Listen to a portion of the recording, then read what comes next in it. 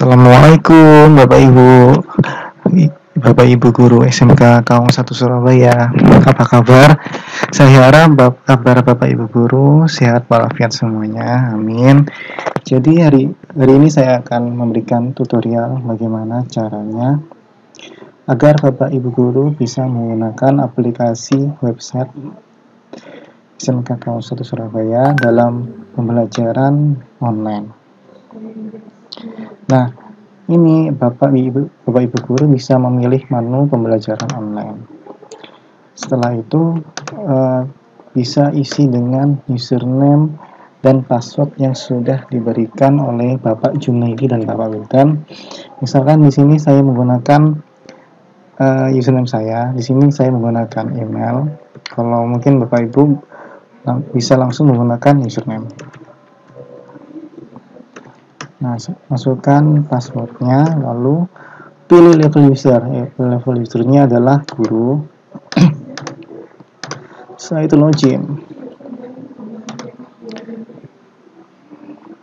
Nah, di sini.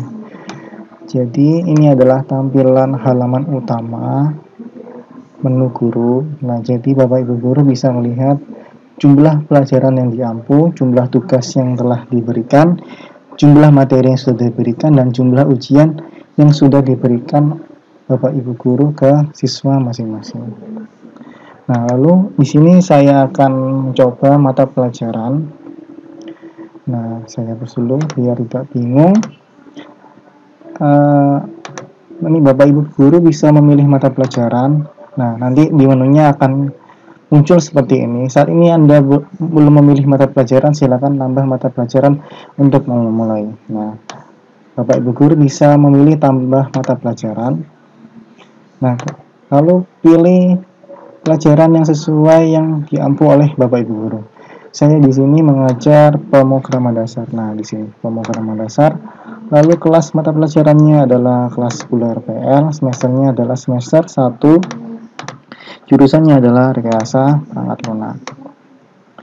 Setelah itu simpan. Nah, hanya itu untuk menambahkan mata pelajaran, gampangkan Bapak Ibu. Nah, lalu tahap kedua adalah perangkat.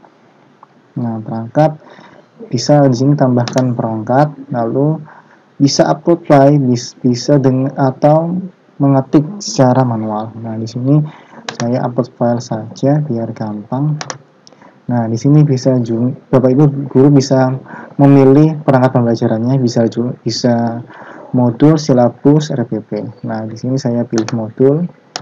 Mata pelajaran adalah pemrograman dasar. Nah, mata pelajaran di sini akan muncul ketika Bapak Ibu guru sudah menginputkan mata pelajaran yang ada di atas ini.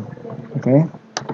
Setelah itu file. Nah, mohon perhatiannya Bapak Ibu, untuk mengupload sebuah file modul maksimalnya hanya 2 MB. Nah, seperti itu. Lalu kita coba pilih filenya. Di sini saya pilih modul Muhammad Nasir, buka. Nah, lalu pilih simpan. Tunggu uploadnya. Ditunggu sebentar, mengupload filenya. Nah, sukses.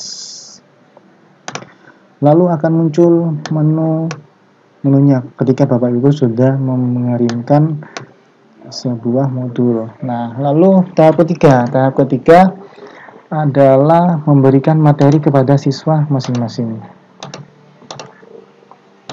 Nah, di sini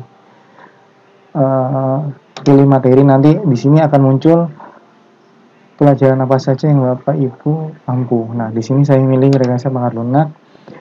Lalu saya tambahkan materi, saya upload file.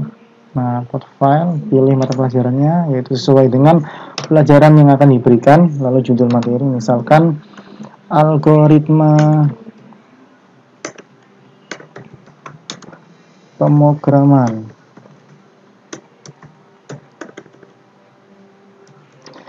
Nah, lalu sama juga file upload size yang di maksimal adalah 2 MB. Nah, lalu pilih filenya, close file, pilih materinya, lalu simpan. Ditunggu prosesnya. Ketika muncul pemberitahuan seperti ini, maka berarti sudah sukses diupload materinya. Nah, Bapak Ibu, mohon diperhatikan, di sini ada public yes. Nah, jika Bapak Ibu guru tidak menghendaki materi ini diperlihatkan di halaman siswa, silakan ini ditekan. Atau warna merah gembok ini ditekan. Nah, berarti public adalah no. Aktif dari no adalah materi yang diberikan kepada murid-murid belum ditampilkan di halaman murid. Ketika Bapak Ibu ingin menampilkan materinya di halaman murid, maka klik tombol hijau lagi di sini. Nah, ketika yes berarti materinya sudah ditampilkan di halaman murid masing-masing yang akan Bapak Ibu ajar. Lalu tahap berikutnya adalah tahap tugas siswa.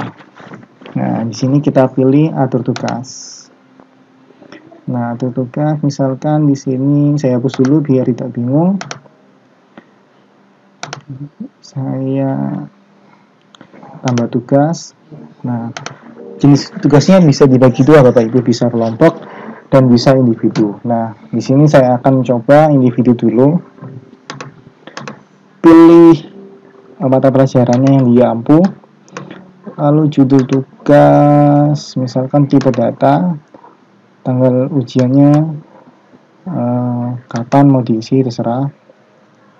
Lalu berapa waktu pengerjaan. Jadi maksud di sini adalah berapa hari tugas yang diberikan Bapak Ibu guru, atau deadline-nya tugas ini dikumpulkan adalah berapa hari. Nah, misalkan saya di sini ngasih deadline 7 hari harus dikumpulkan, 7 hari berikutnya harus dikumpulkan. Lalu jumlah anggota. Nah, isi jumlah anggota jika tugas ini berkelompok. Nah, jika tugas ini adalah kelompok, maka di sini harus diisi Bapak Ibu. Kalau misal tugas ini adalah individu, dikosongi saja. Oke. Lalu di sini adalah instruksi pengerjaannya. Misalkan kerjakan tugas ini dengan aplikasi C++. Nah, seperti itu. Lalu kita simpan. Nah, sukses. Lalu akan muncul data yang sudah kita berikan tugasnya. Nah, di sini Bapak Ibu, statusnya masih ditutup, berarti tugas yang Bapak Ibu guru berikan belum tampil di halaman siswa. Ketika Bapak Ibu guru ingin menampilkan materinya di halaman siswa, status ini bisa diklik. Lalu apakah ini mengaktifkan? Iya, berarti di sini kita aktifkan. Nah, kelas telah aktif.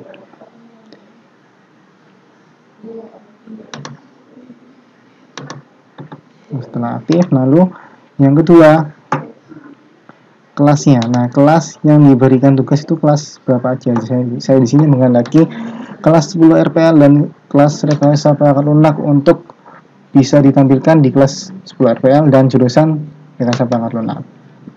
Nah, di sini ketika statusnya aktif berarti atau hijau atau berwarna hijau berarti materi atau tugas Bapak Ibu guru sudah tampil di halaman siswa. Seperti itu.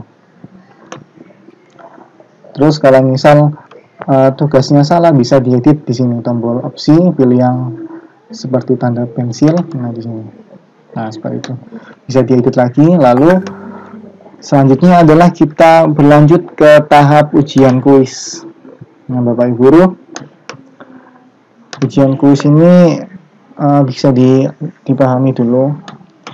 Klik buat soal untuk menambahkan soal, klik pilih kelas untuk menambahkan kelasnya akan diuji otomatis, klik status ujian. Nah, kita tarik saja. Tambahkan ujian, ujian. Silakan pilih jenis objektif. Jadi ujian di sini, menu di sini hanya bisa diberlakukan untuk soal objektif atau soal pilihan ganda. Misalkan di sini saya ingin tes formatif. Mata pelajarannya sama, pemrograman dasar, lalu judul ujiannya adalah tipe data, tanggal ujiannya kapan, bebas diisi, waktu ujiannya berapa menit. Misalkan di sini saya isi berapa menit ya. misalkan 01. Nah, harus 00. Jadi di sini adalah jamnya, di sini adalah menitnya. Oke. Lalu jumlah soalnya misalkan 2. Acak soal. Iya, acak soal aktif. Centang aktifnya lalu pilih simpan. Sukses. Nah, lalu ke bawah Bapak Ibu guru bisa tulis buat soal. Nah, di sini kita bisa upload soal. Misalkan di sini tambahkan soal. Siapa kepala sekolah SMK Kaung 1 Surabaya? Nah, misalkan di sini Pak Anto, Pak Nasir, terus Pak Wildan, Pak Dedi, Pak Arif, misalkan seperti itu. Lalu di sini di jawabannya misalkan yang benar adalah Pak Anto. Simpan. Nah, sukses. Nah, seperti itu cara membuat soalnya seperti itu. Nah, lalu misalkan Pak, saya ingin upload dalam bentuk file, bisa. Kita upload bentuk file, kita lihat dulu contoh format dalam bentuk filenya bagaimana. Ketika ingin membuat sebuah, nah ini adalah formatnya. Jadi ini adalah soalnya, ini adalah jawabannya, kuncinya. Lalu kunci di sini adalah kunci deskripsi ya, deskripsi ABC-nya apa. Nah, seperti itu. Lalu ketika sudah di-upload course file, di mana unduhan soal template, lalu di-upload. Nah, seperti itu Bapak Ibu. Nah, akan munculkan jawabannya apa soalnya seperti itu.